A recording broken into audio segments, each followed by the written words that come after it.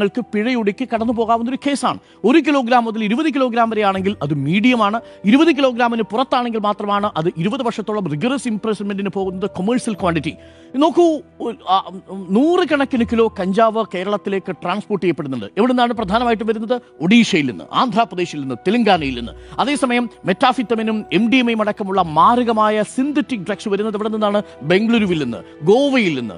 ഈ റൂട്ടിനെ കൃത്യമായി പിന്തുടർന്ന് പിടിച്ച ആ സോഴ്സ് എന്നേക്കുമായി അവസാനിപ്പിക്കുന്നതിനു പകരം ഈ 1.5 ഗ്രാം കഞ്ചാവ് 9 പേർ 6 ഗ്രാം കഞ്ചാവ് പിടികൂടി ഉപയോഗിച്ചു എന്നത് പിടികൂടി എന്ന രീതിയിലേക്ക് ആ വാർത്ത പോകുമ്പോൾ അതിന്റെ ഉദ്ദേശശുദ്ധിയിൽ നിന്നത് മാറുകയും അത് കേവലം ഒരു PR ആക്ടിവിറ്റി ആയിട്ട് മാറുകയും ഇതാ ഇവിടെ എക്സൈസ് സജീവമാണ്, ഇവിടെ ഇതാ ഈ വേട്ട സജീവമാണ് എന്ന തോന്നലുണ്ടാക്കുകയും ചെയ്തു. പിടിക്കരുതെന്നല്ല ഞാൻ ഈ പറഞ്ഞത്. പക്ഷേ അതുമായി ബന്ധപ്പെട്ട് പോകുമ്പോൾ ഇപ്പോൾ പുതിയ കേസ് ചാർജ് ചെയ്യാൻ പോവാ.